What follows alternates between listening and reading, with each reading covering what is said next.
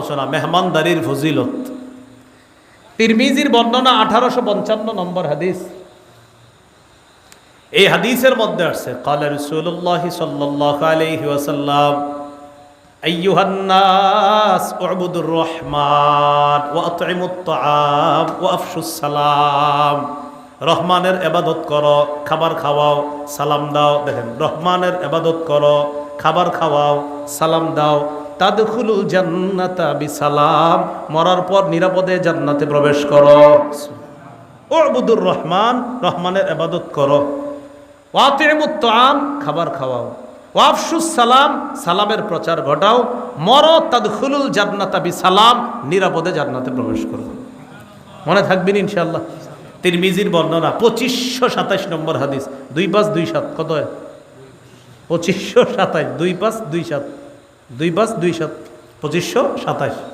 এই হাদিসের মধ্যে আসছে ক্বালা রাসূলুল্লাহ সাল্লাল্লাহু আলাইহি ওয়াসাল্লাম ইন্না ফিল জান্নাতি লাগুরাফা, জান্নাতের মধ্যে সুন্দর সুন্দর প্রাসাদ আছে।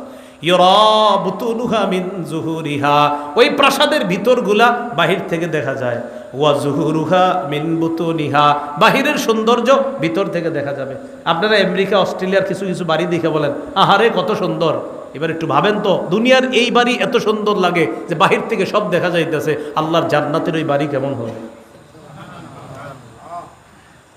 এক গ্রাম্য ব্যক্তি আল্লাহর নবীকে বললেন, ইয়া রাসূলুল্লাহ, এই যে সুন্দর প্রাসাদের কথা বললেন, এই প্রাসাদটা পাবে কে? নবীজি বললেন, এই প্রাসাদ পাবে ওই ব্যক্তি লিমান আতাবাল কালাম, যে সুন্দর সুন্দর কথা বলে। সুবহানাল্লাহ। লিমান আতাবাল কালাম, যে উত্তম কথা বলে, 1 নম্বর গুণ ওই ব্যক্তি। 2, ও আতআমাত তাআম, যে খাবার খাওয়ায়। 3, ও আদামাস সিয়াম, যে ব্যক্তি প্রায় সময় নফল রোজা রাখে।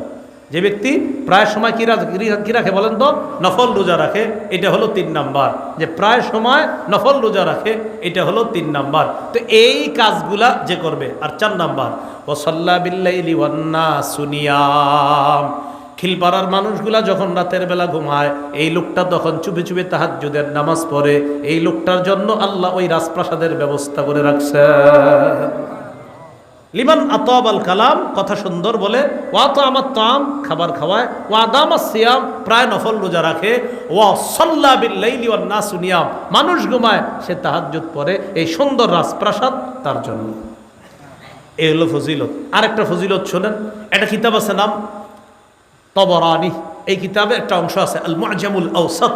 এই কিতাবের 4729 নম্বর হাদিস। এই হাদিসে আছে قال رسول الله صلى الله عليه وسلم لا تزال الملائكة تصلي على أحدكم ما دامت مائدته موضوعا بين يديه حتى يرفعها, তোমাদের কারো মেহমানের সামনে যতক্ষণ দস্তরখান বিছিয়ে রাখবা, ওই দস্তরখানের মধ্যে যতক্ষণ মেহমান বসবে, এরপর আবার মেহমান আসবে, আবার খেয়ে চলে যাবে, আবার মেহমান আসবে, আবার খেয়ে চলে যাবে, এই মেহমানের সামনে দস্তরখান যতক্ষণ থাকবে ততক্ষণ আল্লাহর ফেরেশতা মেজবানের জন্য আল্লাহর কাছে বলে, আল্লাহ এই মেজবানকে তুমি ক্ষমা করে দাও। লা তাজালু, বলতে থাকে আল্লাহ মাফ করো, মাফ করো, যতক্ষণ দস্তরখান না উঠায়। এর মানে আপনারা বুদ্ধি করে আবার বিছায় রাখেন না সারাক্ষণ, যে না এটা আর উঠাবোই না। উঠাবো না, মেহমান গেলে আর আপনি বিছায় রাখবেন কেন? হ্যাঁ, উঠানো মানে মেহমান চলমান, তার জন্য দোয়া করতে থাকে। এ হলো আজকের এই 5টা অংশের আলোচনা আমরা জানলাম। আল্লাহ আমাদের সকলকে মেহমানদারি সুন্নাহ মোতাবেক যেন করতে পারি আর গ্রহণ করতে পারি, আল্লাহ তৌফিক দান করেন। সর্বশেষ গুরুত্বপূর্ণ কথা,